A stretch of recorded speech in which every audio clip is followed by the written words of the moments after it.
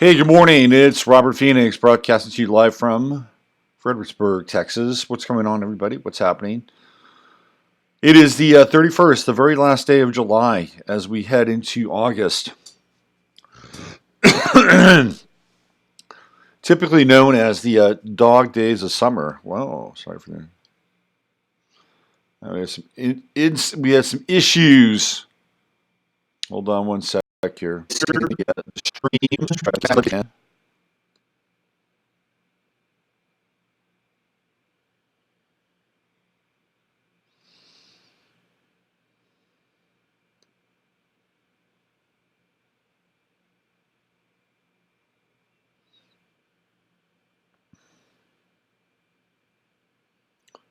We should be live.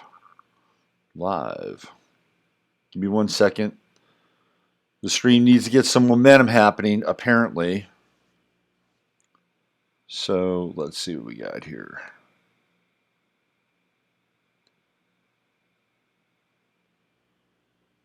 Let me check over on the YouTube side. Where am I over on YouTube? Hey, you got Raven. There's Jenny. What's happening? Lila. Good morning. Good morning.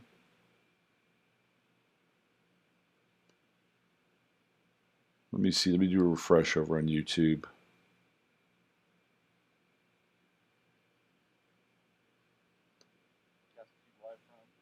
There we go. There we go. It is the 31st, the very last day of July.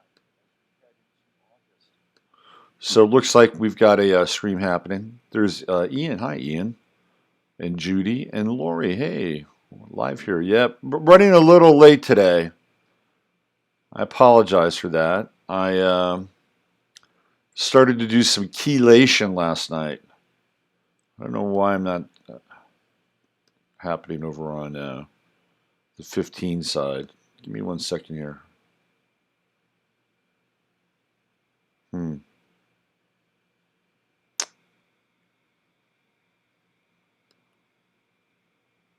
Yeah, we're streaming. I don't know what's going on the 15 side.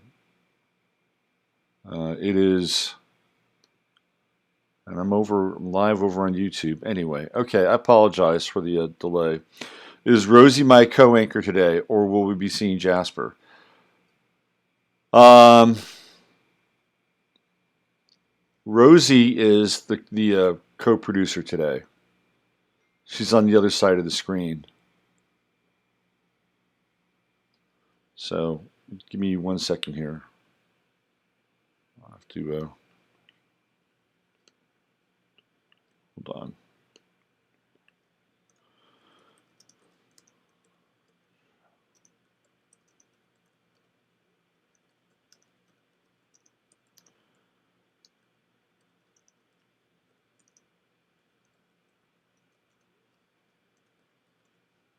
Okay. Can you tell the Mercury is starting to go direct? Mercury is definitely starting to go direct.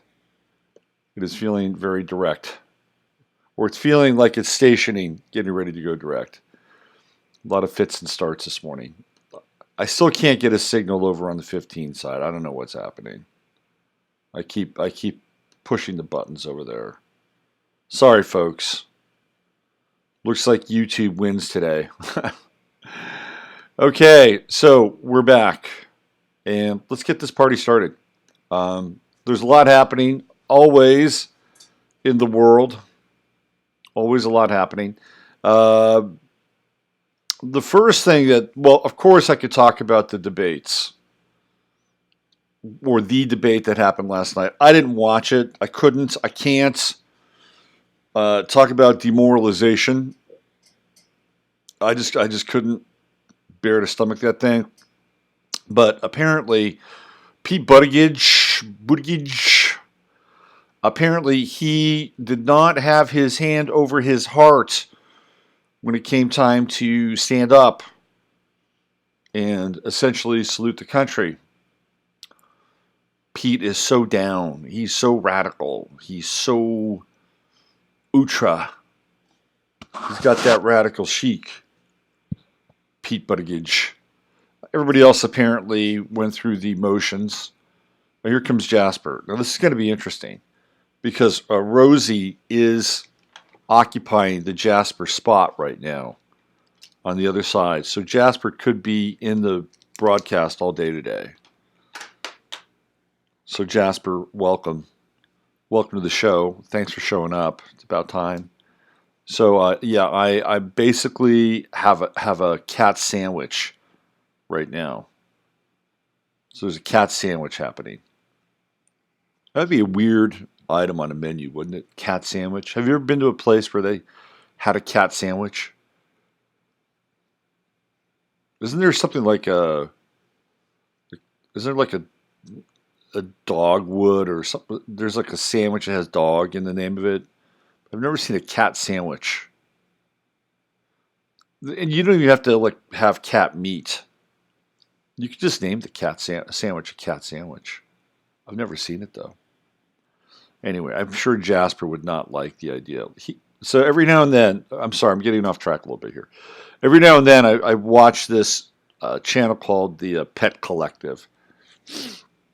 And they have cat videos, which I actually tend to like because cats are kind of entertaining on those videos. They're somewhat more entertaining than dogs. Anyway, I had it on last night. He was watching the damn channel. He was watching cats on TV. He was very interested in what was taking place. Jasper is a different kind of cat, aren't you? I've actually seen him look at what I would consider apparitions. Like something would catch his attention, like a spirit or an apparition, and he would focus on it and watch it. I wouldn't be able to see it, but he would. So he's got a very interesting kind of sense of awareness and sixth sense. Anyway, there's a lot going on in the world. Obviously, we had the debates last night. Mark from Facebook tweeted over to me or texted me, told me that Marianne Williamson had a good debate. Look, Marianne Williamson is an outsider in a lot of ways. Like she's not going to come from the same political platform that all the other robotic talking heads are going to get up there and right. But the Democratic Party, even if Marianne Williamson does have an outsider voice, maybe could make some kind of an impact or a dent, wake people up a little bit. There are things about Marianne Williamson that I think are okay. I think if you sat down and talked with her, if I had her as a guest and we talked about health and the planet, the environment and food and all the stuff that we are very invested in, she'd probably be mostly in agreement, or we'd be mostly in agreement with her. We'd find some common ground. We find less common ground, I think, in other areas. But these are ideas that we have been talking about and tabling for quite a long time. It just so happens that she has a platform and a microphone in front of her in order to get her point across. And it stands out in a field where everybody else is basically serving up the same thing. So maybe Marianne Williamson is the equivalent of the cat sandwich that's being served at the Democratic debates. But I didn't watch them, but they happened. They happened. I'll tell you what else happened. There was a woman who is I don't know her exact position inside of the Democratic National Committee, but she had to resign. She had to resign. She was a fairly high person. She had a fairly high status inside the party, and for all intents and purposes, I believe she was highly functional, even in that environment, right, Jasper? And she had to step down, not because she was doing a lousy job, but because she was white. Okay, she was white. The Democratic Party needed more diversity. They needed more diverse. I watched this guy talk to Tucker Carlson about it. Actually, I didn't watch it. I heard it. I just had it on. Listen, the guy he was an idiot. And every time Tucker brought up the fact that, that she was basically doing a good job and was let go because of her skin color, which, by the way, if it happened to any other person or any other skin tone, there'd be a there'd be an outcry, and there'd probably be a number of lawsuits. In this case, none of that's going to happen. But this guy had to sit there and defend his party's decision, and when he did, he sounded like a complete moron, an absolute moron.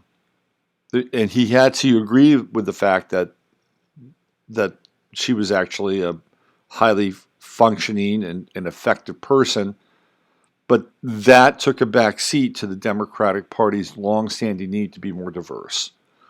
And this is really gonna bite the Democrats in the ass. I'm telling you. I am telling you. I think that most of the a large percentage of the Democratic Party is held down by women and women voters. And a lot of them happen to be this skin tone. And they're risking alienating those women. And now think of the crisis that these women might actually go through. Think of the crisis, because if their party begins to disown them, and they are, it's clear that that's happening. Oh, we're going to have a turf war here soon. We're going to have a turf war. This could get ugly. This could get very ugly. Here, why don't you come over here? Yeah, you sit there. Okay, well, there's licking going on, which is always a good sign. It starts off as licking and then ends in fury. So the dilemma for the waspy, middle-class, liberal, progressive female voter is, where does she go? Where does she go? If her party disowns her, and it's happening, does she go to the Republicans? Does she go to Trump's side? Could you imagine that? Could you imagine the schizophrenia, the bipolarity that would invoke? I mean, that would be off the charts. And it's going to happen. It is going to happen. Or what will happen is it will force them deeper into the catacombs of the Democratic Socialist Party, never to emerge again with their souls intact. And I'm not advocating the Republican Party. I think most of those guys are rich, fat cat. Not all, but most of them are rich, fat cat sellouts that really aren't about less government. They just aren't. They're more about their positions and their high-paying constituents. Let's be clear about that. So that's an interesting development, to say the least, what's happening with the Democratic Party and their goose-stepping march towards diversity. Okay, I wanted to give you guys an update on John MacAfee, who is, I did a show on him. Oh, it's going to get ugly here soon. Oh, they're having a love fest now. This is too much. It's like, okay. If you watch Sunday night's show, I did a piece on John MacAfee, did a piece on his chart. I highly recommend watching the video Gringo. It makes your stomach turn at certain points, but trust me on this, it's highly entertaining. Anyway, McAfee is on the run, and he has a Twitter post that he just put up yesterday, and it's kind of epic. So let me bring this Twitter post. McAfee on the run, and this is where he is hiding out. Here we go. What of tin foil and metal is all about that's around me? It's a Faraday cage. A Faraday cage is a cage which emits no signal, and no signal can enter. And you can see here, it's all around, including the floor, all metal, and the ceiling. Why am I doing this? Why am I going to this trouble? Oh, in addition to the Faraday cage, we have an 8-channel scrambler, which you can see here, I hope, which prevents any signal from getting into this room or leaving this room, just in case the Faraday cage fails. Why am I doing this? Because I am an escaped slave. a slave to the system that escaped, and I have a loud voice. You think you're not slaves, but you are. To 5 existence of your current lives is structured by the American industrial corporate complex, complicit with our government. You need to free yourselves from this, not as me. You don't have to go out and risk yourself by speaking out loudly, but free yourselves. This is not what life is. This is not what life is. Life is a great mystery, a glorious, unbelievably mysterious, beautiful existence if you are free from those who control you, provide you with propaganda, lie to you, deceive you. Everyone is looking for this escaped slave. I will not be found, and I will continue to speak. Thank you for listening.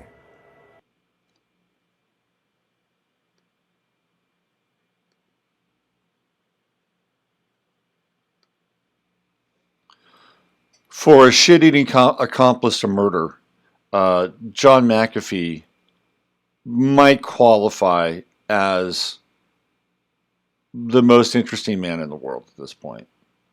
I just have to say it. Dos Equis, how can you not have John MacAfee as your new spokesman? You're missing a huge opportunity on this guy. He's batshit crazy. He's like a mad prophet who is now stomping through the wilderness, the digital wilderness. Now he says he has another tweet that he did, but there's a McAfee imposter out there. Like there's another McAfee. I mean, he's kind of entering into Rick and Morty territory. McAfee's becoming Rick from Rick and Morty. I don't know if you guys have ever seen that cartoon. It's totally blasphemous, but funny as hell. There was one where they had a very interesting 9/11 reference. But John McAfee is becoming Rick. That's who he's becoming.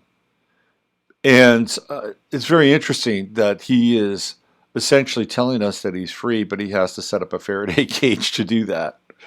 Right? He's got to have his own cage in order to be free. It's ironic as hell.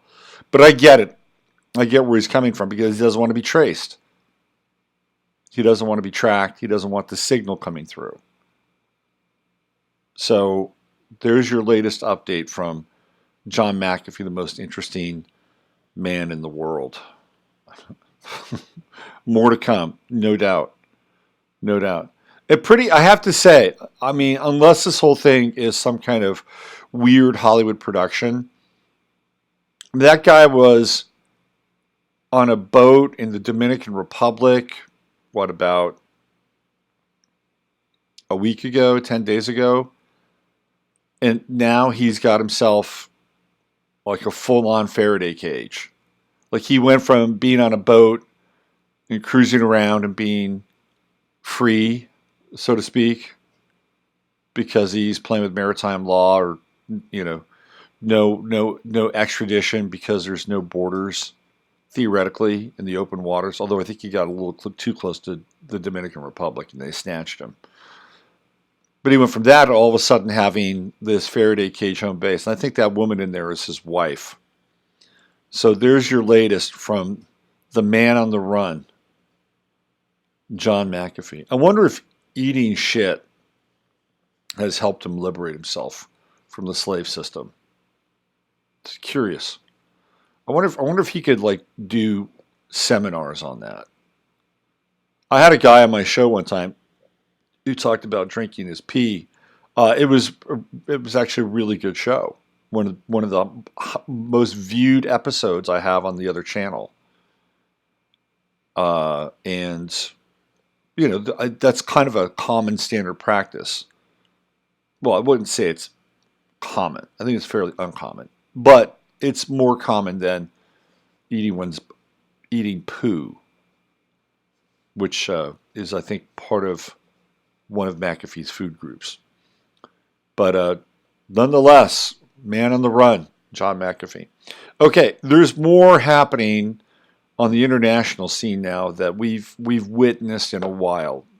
I've been getting these text messages from somebody on my Facebook page who's Chinese.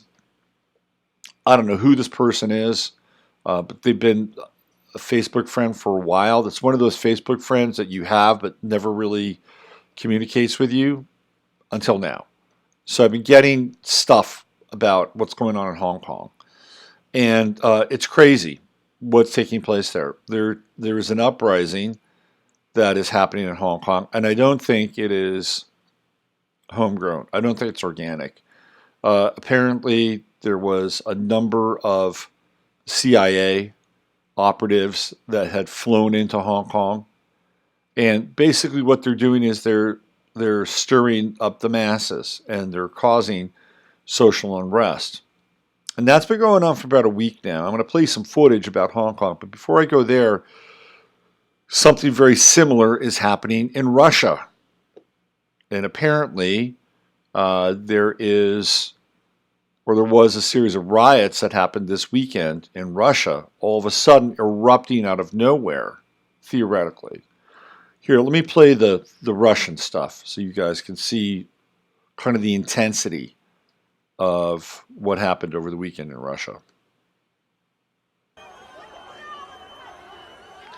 Now, this is from the BBC. You're not going to hear any commentary over it. But this is pretty intense. So the shock troops were called out. There's some scuffling with this guy. There's a guy with a camera here. Not this dude, but there's another one coming up, and they're going to get kind of hot on him. But the Russians will get this guy right here. They're gonna kind of get hot on him and push him back. But the Russians don't mess around. There's no line. There's no line with the Russians. And what I mean by a line is, they have a line and they just keep pushing people. They get right in there and they'll just start cracking heads and taking people out. There was another patch of video that I saw yesterday. It was actually happening in their square there, their big square in Moscow, and they were pulling people out by their shirt collars. They don't mess around. They don't mess around.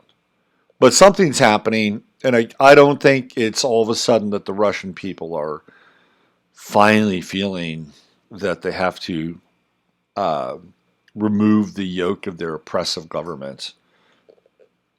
I don't think that that's really happening. The same thing that's going on in China. I think there's something very covert that's taking place between the U.S. and the CIA and Hong Kong and Russia. Let me play you guys the Hong Kong stuff, which is pretty interesting. Much more, how shall we say, intense, because it's been going at it for about a week now over in Hong Kong. Okay, here we go. So this is from The Guardian. This is outside of a police station because over the weekend there were 44 people, good number, huh? Held inside the police station. So they had protests on Sunday night, and now there's more protests. Oh, look at this cat. He's got a shotgun with laser sights on it. He's like all business. And then this car comes by and starts firing fireworks into the police station. See here, watch this, check this out. Shooting fireworks into the police station. Because I don't think they have any guns. But they do have fireworks. So, shit is happening, right? It is happening. Why is it happening? Well, it's escalating now. It's escalating because there are 44 people who are being held, and they're going to be charged for rioting and protesting, which is going to cause more riots and protests. And more people will be held and cause more riots and more. So now there's a foot in the door. The Chinese have come out and said that they know that the United States is behind it. They know that the CIA is behind it. They're not going to give up Hong Kong. They're going to remain there. They're not going to allow for the overthrow of Hong Kong. They're not going to allow for any kind of civil unrest. So the United States is stirring up some international intrigue through the CIA, no doubt, in both Russia and China. This is going to be very interesting to watch as far as how these events unfold. Really super interesting. I ran across some information yesterday that I can't necessarily validate, but apparently the source was kind of a high-level source, and was somebody who's very much connected to the Hong Kong government, and basically said that they know that there's a plan in place to have everybody in the U.S. and the West chipped by 2020, by the end of 2020. And apparently, again, I can't vouch for this or validate it. I'm just throwing this out there. But apparently, the Chinese and the Russians don't want the chips. They're not into the chip. So this may come down to this turf war vis-a-vis the New World Order, and who's going to control the currency, the information, and the biometric networks that'll be set up in order to exchange goods, also known as the beast system, by the way. So this is going to be very interesting to watch.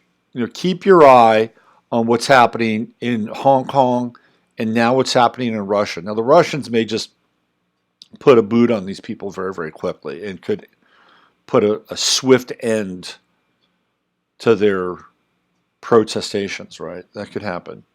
But this is, back in 2010 and 2011, we had the color revolutions that were taking place in the Middle East. And I tracked these color revolutions. And the template for the color revolution started in the late 90s in places like Bosnia and Kosovo. And there was a group there called Otpor, and they were a activist group. And there's a guy by the name of Sergei Popovic, and he was the head of Otpor. There were a couple other people.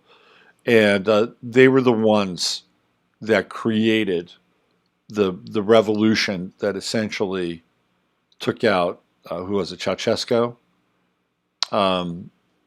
So Otpor has never really gone away. And Sergei Popovic and the people that were part of Otpor, I believe, were drafted and imported to help create the color revolutions that took place in North Africa and the Middle East in 2010 and 2011. And this can be traced back to an academic by the name of Gene Sharp, who just recently passed away. And Gene Sharp was considered to be the world's foremost expert on the nonviolent overthrow of totalitarian regimes. College professor. And he wrote the manual on this stuff. So he was like the Yoda for Otpor and Popovic and this group that specialized in color revolutions. They've never gone away. And of course, there's ties to intelligence agencies, which is where they get their resources and their assets, or whatever, multi-billionaire wants to get behind their machinations, whether it's Soros or the Koch brothers or whoever, right? So I think we're seeing some of that. I think we're seeing some of that in Hong Kong and also in Russia in conjunction with the CIA. Keep your eye on it. It's going to be very interesting to watch, especially as we move through the dog days of summer and it starts to get really hot. Speaking of hot, if I was a member of the board at Procter Gamble, or I was a major shareholder, I'd be a little hot under the collar.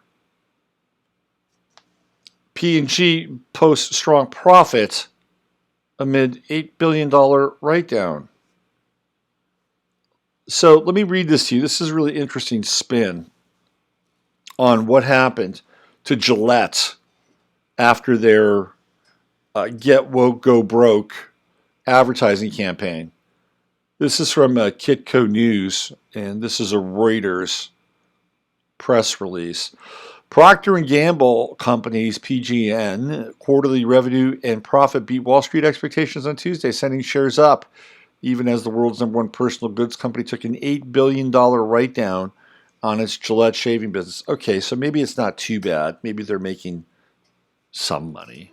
Boosted by price hikes and strong demand for its SK2 and Olay beauty products, P&G's organic sales rose 7%. Price hikes contributed to 3% points. So they're like, okay, we're going to lose money on Gillette. Let's raise the prices of our other stuff. So really what we're looking at here is we're looking at a 4% share. Shares rose 4%. Right. That's what happened in pre-market trading. That's significant. If you're getting 4% on your return, that's not too bad. However, P&G reported a net loss of $5.24 billion, or $2.2 per share, for the quarter ended on June 30th, due to an $8 billion non-cash write-down of Gillette. For the same period last year, P&G's net income was $1.89 billion, or 72 cents per share. Wow. Gillette razors, gels, and foams are some of P&G's most internationally distributed products.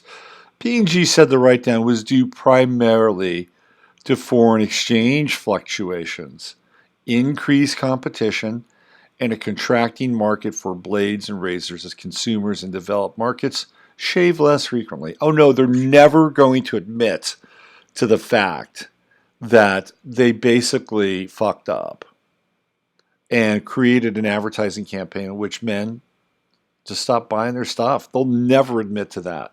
They'll never admit to the fact that they were too woke for their own good. But they're suffering $1 billion loss in their shaving division. People won't go back. They're not going to say, oh, gee, I remember those Gillette blades. They were really great. They made me feel like a man. They're not going back. That's not happening. That's just not going to happen. So Procter Gamble is going to continue to need to raise their prices and push their oil of Olay or SK2 lines, whatever, to make more money. But the bottom line is that they took it in the shorts, and they know it, and they did everything in their power to make sure that they would ameliorate those losses and take less of a hit by raising their prices and focusing on the brands that are actually bringing them. But to say that it's fluctuations and currency exchanges and competition and people are shaving less, it's much bullshit.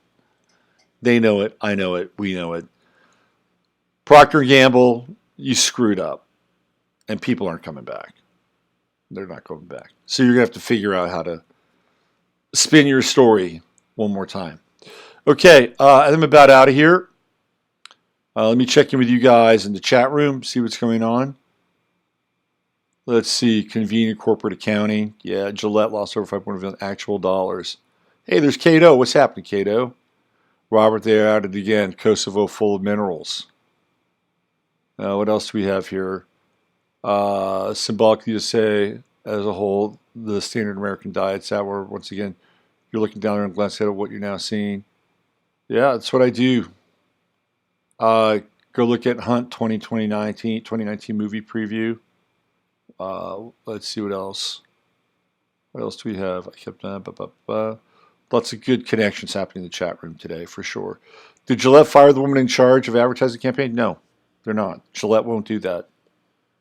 They won't do that. The only way Gillette will do that is if they replace her with somebody who's black or Hispanic. And then they'll fire her. It gives them an out now. Or maybe she's replaced by a transgender. Because that's it. That's what's happening. I'm going to get on out of here.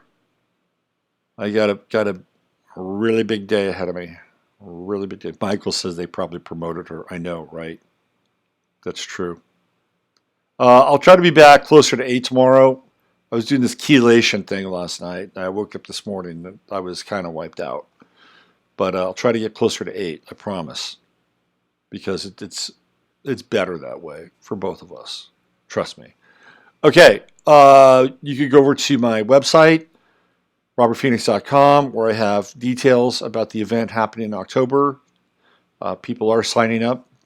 Thank you, everybody that's signed up thus far. There's more space available. My goal is to get between 50 to 55 people out there who are going to be participating in a really interesting and fun time. And it'll be adventurous. It'll be a lot of, hey, meeting people face to face. I know you. I know you. It's like, well, I'm so and so over in the chat room. Oh my God, it's great to meet you, right? So this is going to happen. And I think whether it's me or any other group, just more of it needs to happen. So we're going to come in from the cold and meet here in the Hill Country in October. Go to robertphoenix.com for more details. In the meantime, use your head to discern what's real, your heart to say what's possible. I'm Robert Phoenix. Have a great day.